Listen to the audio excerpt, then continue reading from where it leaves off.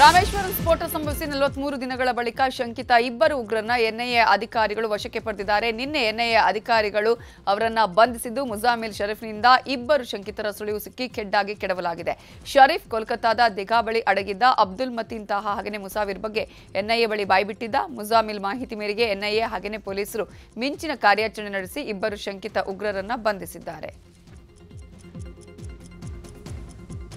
Rameswaram cafe blast ಆರೋಪಿಗಳ ಬಂಧನ ವಿಚಾರಕ್ಕೆ ಗೃಹ ಸಚಿವ ಡಾಕ್ಟರ್ ಜಿ ಪರಮೇಶ್ವರ್ ಪ್ರತಿಕ್ರಿಯಿಸಿದ್ದಾರೆ.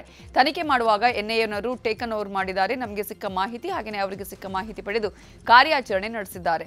ಮುಂದಿನ ತನಿಖೆಯಲ್ಲಿ ಯಾರು ಮಾಡಿಸಿದ್ರು ಯಾಕೆ ಮಾಡಿಸಿದ್ರು ಗೊತ್ತಾಗುತ್ತೆ ಅಂದಿದ್ದಾರೆ.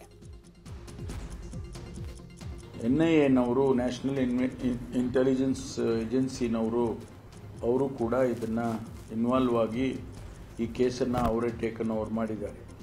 ನಿನ್ನೆ ರಾತ್ರಿ ಎನ್ಐಎನವರು ಅವರನ್ನು ಅರೆಸ್ಟ್ ಮಾಡಿದ್ದಾರೆ. ವೆಸ್ಟ್ ಬೆಂಗಾಲ್ನಲ್ಲಿ ದಿಘಾ ಅಂತಕ್ಕಂಥ ಊರಿನಲ್ಲಿ ಹೋಟೆಲ್ ಒಂದರಲ್ಲಿ ಇದ್ದರು ಅಂತೇಳಿ ಅವ್ರನ್ನ ಅರೆಸ್ಟ್ ಮಾಡಿದ್ದಾರೆ. ಅವರನ್ನು ಈಗ ಬೆಂಗಳೂರಿಗೆ ಕರ್ಕೊಂಡು ಬರ್ತಾರೆ. ಪ್ರಧಾನಿ ನರೇಂದ್ರ ಮೋದಿ ಅವರು ನಾಳೆ ಕರ್ನಾಟಕಕ್ಕೆ ಆಗಮಿಸುತ್ತಿದ್ದಾರೆ. ಮೈಸೂರು ಮತ್ತು ಮಂಗಳೂರಲ್ಲಿ ಚುನಾವಣಾ ಪ್ರಚಾರ ನಡೆಸಲಿದ್ದಾರೆ. ಭೋಪಾಲ್ನಿಂದ ಸಂಜೆ 4 ಗಂಟೆಗೆ ಮೈಸೂರಿಗೆ ಆಗಮಿಸಲಿರುವ ಮೋದಿ 4:30ಕ್ಕೆ ಮೈಸೂರಿನ ಮಹಾರಾಜ ಕಾಲೇಜು ಮೈದಾನದಲ್ಲಿ ನಡೆಯುವ ಸಮಾವೇಶದಲ್ಲಿ ಭಾಗಿಯಾಗಲಿದ್ದಾರೆ. ಮೈಸೂರು, ಚಾಮರಾಜನಗರ, ಮಂಡ್ಯ ಹಾಗೂ ಹಾಸನ ಲೋಕಸಭಾ ಕ್ಷೇತ್ರಗಳ ಅಭ್ಯರ್ಥಿಗಳ ಪರ ಮತಯಾಚಿಸಲಿದ್ದಾರೆ. ಸಂಜೆ 6:30ಕ್ಕೆ ಮಂಗಳೂರಿಗೆ ತೆರಳಲಿದ್ದು ರಾತ್ರಿ 7ರಿಂದ 8 ಗಂಟೆವರೆಗೆ ನಾರಾಯಣ ವೃತ್ತದಿಂದ ನವಭಾರತ್ ವೃತ್ತದವರೆಗೆ ರೋಡ್ ಶೋ ನಡೆಸಲಿದ್ದಾರೆ. ನಾರಾಯಣ ಗುರುಗಳ ಪ್ರತಿಮೆಗೆ ಮಾಲಾರ್ಪಣೆ ಮಾಡಲಿದ್ದಾರೆ. ಅಭೂತಪೂರ್ವವಾಗಿ ಪ್ರಧಾನಮಂತ್ರಿಗಳ ಬರುವಿಕೆಯನ್ನು ನಾವು ಕಾಯ್ತಾ ಇದ್ದೀವಿ. ನಾರಾಯಣ ಗುರುಗಳ ಈ ಒಂದು ಸರ್ಕಲ್ ಪರಿಸರದಲ್ಲಿ ಗೌರವಾನ್ವಿತ ಈ ಪ್ರಪಂಚದ ಅಪ್ರಮಾತ್ಮಕ ನಾಯಕ ನರೇಂದ್ರ ಮೋದಿಜಿಯವರು ಬರ್ತಾ ಇದ್ದಾರೆ. ಇಲ್ಲಿಂದ ಅವರ ಭವ್ಯವಾದಂಥ ರೋಡ್ ಶೋ ಪ್ರಾರಂಭ ಆಗಲಿಕ್ಕಿದೆ. ಅದಕ್ಕಾಗಿ ಈ ನಾರಾಯಣ ಗುರುಗಳ ವೃತ್ತ ಅದನ್ನು ಏನಾದರೂ ಅದರಲ್ಲಿ ಕೆಲವಾರು ವ್ಯವಸ್ಥೆಗಳು ಸರಿಪಡಿಸುವಂಥದ್ದು, ಅದು ಮಾತ್ರವಲ್ಲ ರಸ್ತೆಯ ಎಲ್ಲ ಬದಿಗಳಲ್ಲಿ ಕೂಡ ಆಗಬೇಕಾದಂಥ ಕ್ಲೀನಿಂಗ್ ಇರ್ಬೋದು, ಬ್ಯಾರಿಕೇಡ್ ಹಾಕುವಂಥ ಕೆಲಸ ಕಾರ್ಯಗಳು, ಅದರೊಟ್ಟಿಗೆ ಒಂದು 7-10 ಕಡೆಗಳಲ್ಲಿ ಭಾಳ ವಿಜೃಂಭಣೆಯ ಪ್ಲ್ಯಾಟ್ಫಾರ್ಮ್ ಹಾಕಿಕೊಂಡು ಅದರಲ್ಲಿ ಕರಾವಳಿಯ ವಿಶೇಷವಾಗಿರುವಂಥ ಹುಲಿವೇಷದಿಂದ ಹಿಡಿದು ನಮ್ಮ ಸಂಸ್ಕೃತಿಯನ್ನು ಬಿಂಬಿಸುವಂಥ ರೀತಿಯಲ್ಲಿ ಅದನ್ನು ಪ್ರಧಾನಮಂತ್ರಿಗಳಿಗೆ ತೋರಿಸಿಕೊಡುವಂಥ ಕಾರ್ಯಗಳನ್ನು ಮೈಸೂರು, ಕೊಡಗು ಮತ್ತು ಚಾಮರಾಜನಗರ ಕ್ಷೇತ್ರಗಳಲ್ಲಿ ಪಕ್ಷದ ಅಭ್ಯರ್ಥಿಗಳು ಗೆಲ್ಲಲೇಬೇಕು ಅಂತ ಹಠಕ್ಕೆ ಬಿದ್ದಿರುವಂತಹ ಸಿಎಂ ಸಿದ್ದರಾಮಯ್ಯ ನಿನ್ನೆಯಿಂದ ಪ್ರಚಾರ ಮಾಡ್ತಿದ್ದಾರೆ. ನಿನ್ನೆ ಚಾಮರಾಜನಗರದಲ್ಲಿ ಸುನಿಲ್ ಬೋಸ್ ಪರ ಪ್ರಚಾರ ಮಾಡಿದರು ಸಿಎಂ. ಇವತ್ತು ಮೈಸೂರು ನಗರ, ಹುಣಸೂರು, ಪಿರಿಯಾಪಟ್ಟಣದಲ್ಲಿ ಮೈಸೂರು ಅಭ್ಯರ್ಥಿ ಲಕ್ಷ್ಮಣ್ ಪರ ಪ್ರಚಾರವನ್ನ ಮಾಡಲಿದ್ದಾರೆ. ನಿನ್ನೆ ಕೊಳ್ಳೇಗಾಲದಲ್ಲಿ ಮಾತನಾಡಿರುವಂತಹ ಸಿಎಂ ಬಿಜೆಪಿ ಜೆಡಿಎಸ್ ನಾಯಕರಿಗೆ ಭಯ ಶುರುವಾಗ್ಬಿಟ್ಟಿದೆ, ಕೆಟ್ಟದಾಗಿ ಸೋಲ್ತೀವಿ ಅಂತ ಹೊಂದಾಣಿಕೆ ಮಾಡ್ಕೊಂಡಿದ್ದಾರೆ. ಕುಮಾರಸ್ವಾಮಿ 1 ವರ್ಷ, ಯಡಿಯೂರಪ್ಪ 2 ವರ್ಷ, ಬೊಮ್ಮಾಯಿ 2 ವರ್ಷ ಸಿಎಂ ಆಗಿದ್ರು, ಆದರೆ ಏನು ಕೆಲಸ ಮಾಡಲಿಲ್ಲ ಅಂತ ಕಿಡಿಕಾರಿದ್ದಾರೆ. ಮಹಾಲಕ್ಷ್ಮಿ ಯೋಜನೆ ಈ ಚುನಾವಣೆಯಲ್ಲಿ ಭಯ ಬಂದಿದೆ.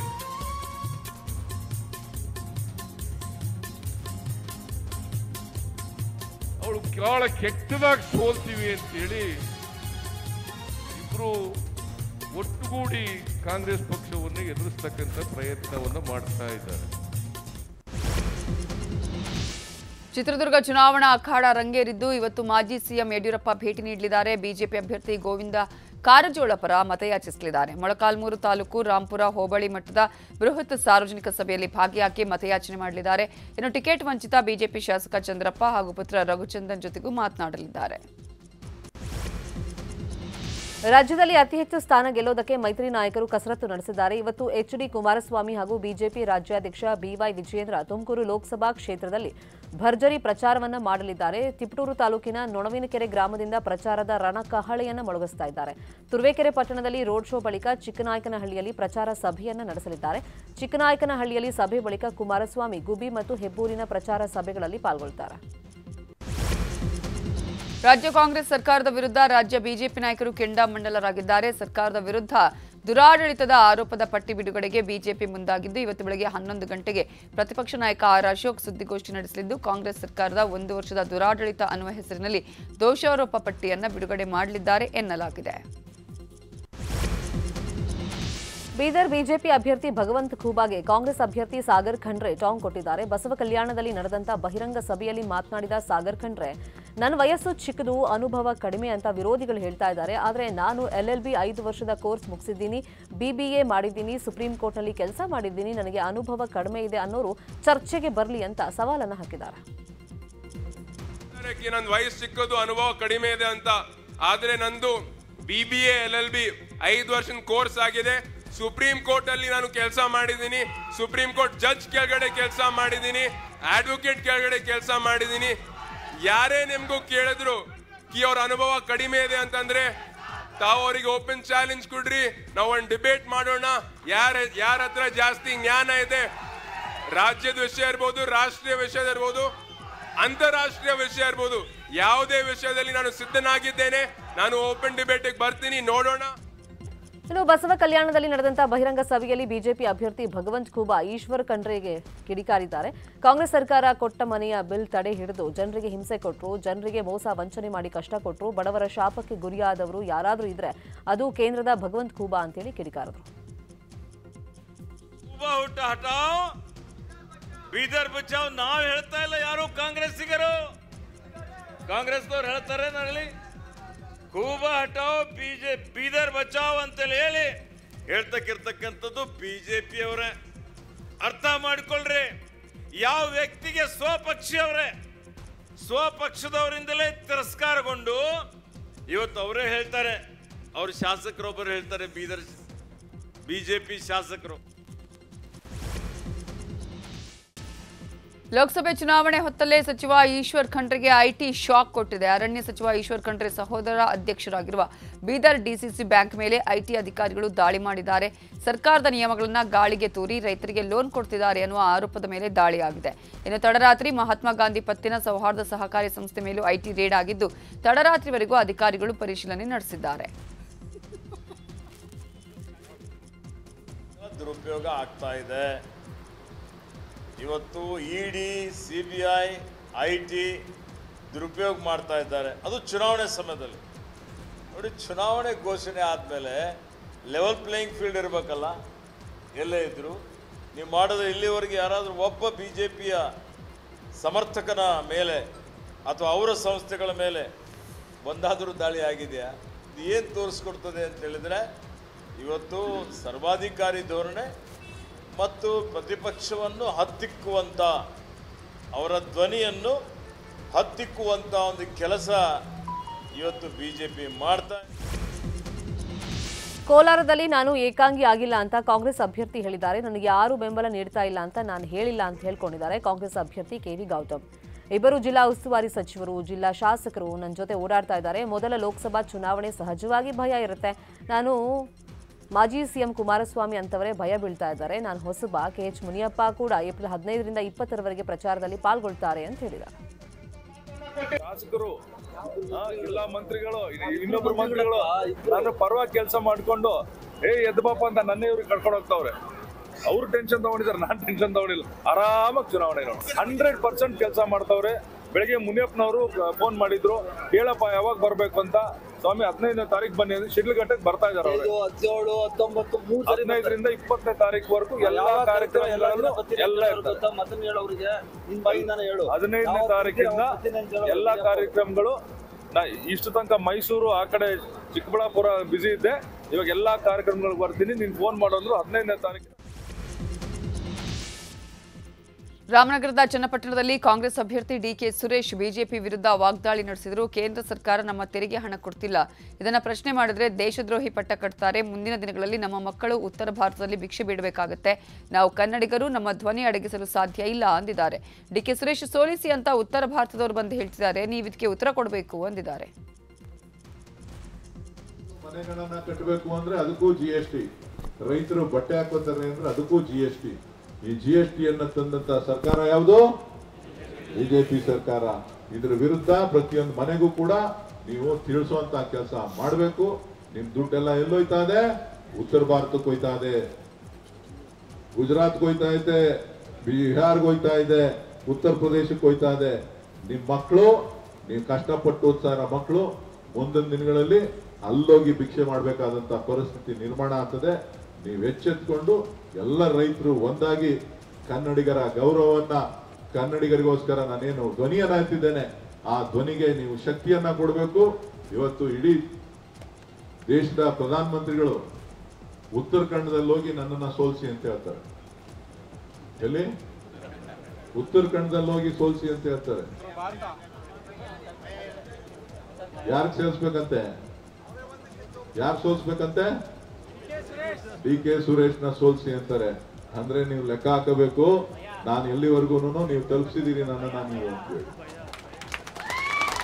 ನೀವೇನ್ ತಿಳ್ಕೋಬೇಕು?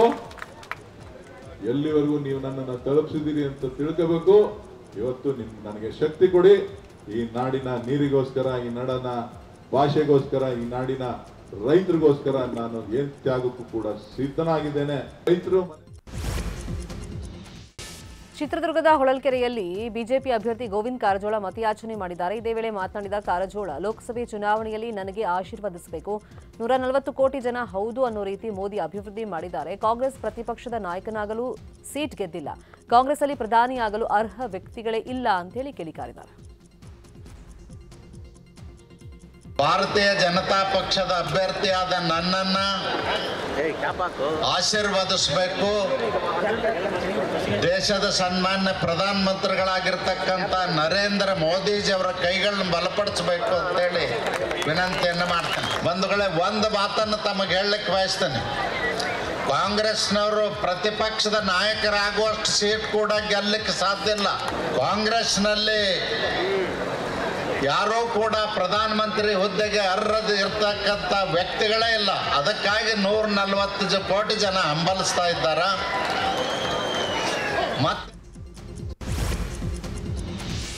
ಕಾಂಗ್ರೆಸ್ ಪಕ್ಷಕ್ಕೆ ಮತ ಹಾಕಿ ಲೋಕಸಭೆ ಚುನಾವಣೆಯಲ್ಲಿ ಗೆಲ್ಲಿಸಿಲ್ಲ ಅಂದಾದ್ರೆ ಬಿಜೆಪಿಯವರು ಗ್ಯಾರಂಟಿ ಯೋಜನೆಗಳನ್ನು ನಿಲ್ಲಿಸುತ್ತಾರೆ ಅಂತ ಬಂಗಾರಪೇಟೆ ಶಾಸಕ ನಾರಾಯಣಸ್ವಾಮಿ ಹೇಳಿದ್ದಾರೆ. ಕಾಂಗ್ರೆಸ್ ಅಭ್ಯರ್ಥಿ KV ಗೌತಮ್ ಪರವಾಗಿ ಬಂಗಾರಪೇಟೆಯ ದಾಸರ ಹೊಸಹಳ್ಳಿ ಪ್ರಚಾರದ ವೇಳೆ ಮಾತನಾಡಿದ ನಾರಾಯಣಸ್ವಾಮಿ, ಮೈತ್ರಿ ಅಭ್ಯರ್ಥಿ ಮಲ್ಲೇಶ್ ಬಾಬು ಮೂಲತಃ ಬೆಂಗಳೂರವರು.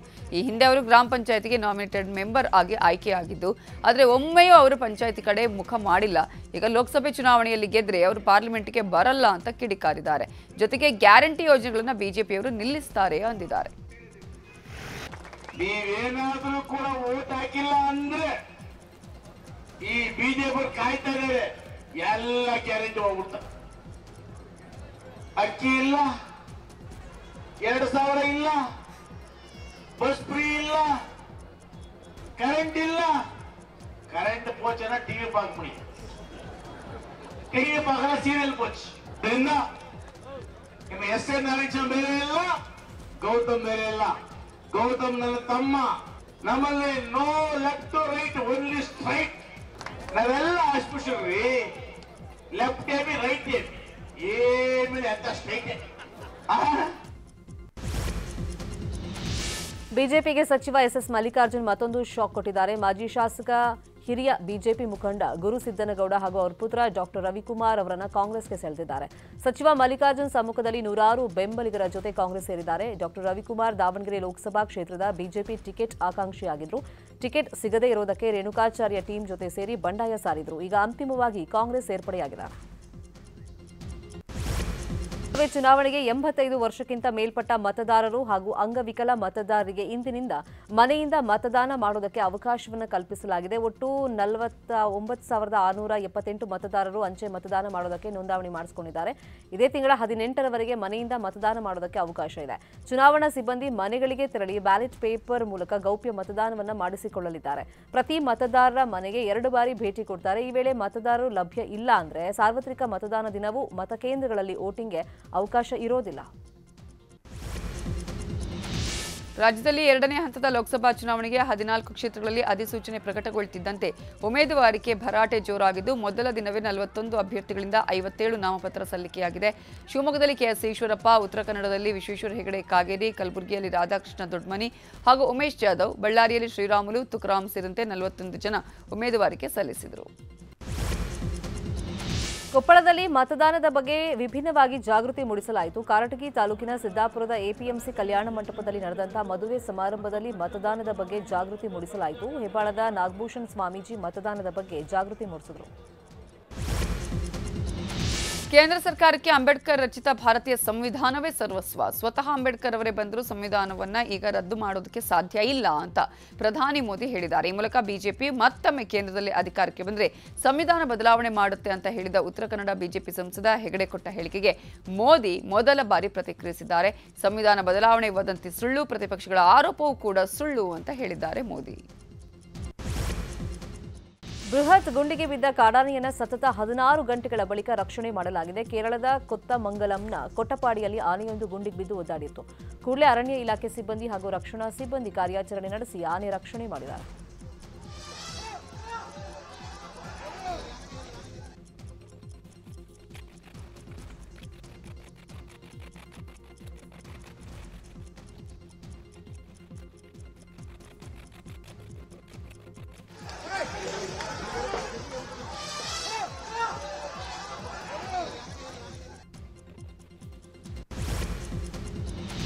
ಕೋಲಾರ ಜಿಲ್ಲೆಯ ಬಂಗಾರಪೇಟೆ ತಾಲೂಕಿನ ಕನುಮನಹಳ್ಳಿ ಗ್ರಾಮಸ್ಥರು ರಸ್ತೆ ಡಾಂಬರೀಕರಣಕ್ಕೆ ಒತ್ತಾಯಿಸಿದ್ದಾರೆ. ರಸ್ತೆಗೆ ಡಾಂಬರೀಕರಣ ಮಾಡದಿದ್ದರೆ ಲೋಕಸಭಾ ಚುನಾವಣೆಯನ್ನು ಬಹಿಷ್ಕರಿಸುವುದಾಗಿ ಎಚ್ಚರಿಕೆ ಕೊಟ್ಟಿದ್ದಾರೆ. ಇದರಿಂದ ಎಚ್ಚೆತ್ತ ಅಧಿಕಾರಿಗಳು ರಸ್ತೆಗೆ ಡಾಂಬರ್ ಹಾಕದೆ ಕೇವಲ ಗುಂಡಿ ಮುಚ್ಚಲು ಬಂದಿದ್ರು. ಇದಕ್ಕೆ ಗ್ರಾಮಸ್ಥರು ವಿರೋಧ ವ್ಯಕ್ತಪಡಿಸಿ ವಾಪಸ್ ಕಳುಹಿಸಿದರು. ಲಕ್ನೋ ಸೂಪರ್ ಜೈಂಟ್ಸ್ ವಿರುದ್ಧ ಡೆಲ್ಲಿ ಕ್ಯಾಪಿಟಲ್ಸ್ 6 ವಿಕೆಟ್ಗಳ ಭರ್ಜರಿ ಜಯ ಸಾಧಿಸಿದೆ. ಡೆಲ್ಲಿ ಈ ಆವೃತ್ತಿಯಲ್ಲಿ 2ನೇ ಗೆಲುವು ದಾಖಲಿಸಿ ಅಂಕಪಟ್ಟಿಯಲ್ಲಿ 9ನೇ ಸ್ಥಾನಕ್ಕೇರಿದರೆ ಆರ್ಸಿಬಿ ಕೊನೆಯ ಸ್ಥಾನಕ್ಕೆ ತೆರಳಿದೆ. ಮೊದಲು ಬ್ಯಾಟಿಂಗ್ ಮಾಡಿ ಲಕ್ನೋ ಕೊಟ್ಟ 162 ರನ್ಗಳ ಗುರಿ ಬೆನ್ನತ್ತಿದ ಡೆಲ್ಲಿ ಜೆಕ್ ಸ್ಫೋಟಕ ಬ್ಯಾಟಿಂಗ್ಗೆ 18.1 ಓವರ್ಗಳಿಗೆ 170 ರನ್ ಕಲೆ ಹಾಕುವ ಮೂಲಕ 6 ವಿಕೆಟ್ಗಳ ಸುಲಭ ಜಯ ಸಾಧಿಸಿತು. ಇವತ್ತು ರಾಜಸ್ಥಾನ್ ರಾಯಲ್ಸ್ ಹಾಗೆಯೇ ಪಂಜಾಬ್ ನಡುವೆ ಪಂದ್ಯ ನಡೆಯಲಿದೆ. ಚಂಡೀಗಢದ ಮಹಾರಾಜ ಯಾದವೀಂದ್ರ ಸಿಂಗ್ ಅಂತಾರಾಷ್ಟ್ರೀಯ ಕ್ರಿಕೆಟ್ ಸ್ಟೇಡಿಯಂನಲ್ಲಿ ರಾತ್ರಿ 7:00 ಪಂದ್ಯ ಆರಂಭವಾಗಲಿದೆ. 17ನೇ ಆವೃತ್ತಿ ಐಪಿಎಲ್ನಲ್ಲಿ ಈವರೆಗೂ ಆಡಿರುವಂತಹ 5ರಲ್ಲಿ ಸತತ 4 ಪಂದ್ಯಗಳಲ್ಲಿ ಗೆದ್ದು ರಾಜಸ್ಥಾನ್ ರಾಯಲ್ಸ್ ಅಂಕಪಟ್ಟಿಯಲ್ಲಿ ಮೊದಲ ಸ್ಥಾನದಲ್ಲಿದೆ. 5 ಪಂದ್ಯಗಳಲ್ಲಿ ಕೇವಲ 2ರಲ್ಲಿ ಗೆದ್ದಿರುವಂತಹ ಪಂಜಾಬ್ ಕಿಂಗ್ಸ್ಗೆ ಇವತ್ತಿನ ಪಂದ್ಯ ಗೆಲ್ಲಲೇಬೇಕಾದಂತ ಅನಿವಾರ್ಯತೆ ಇದೆ.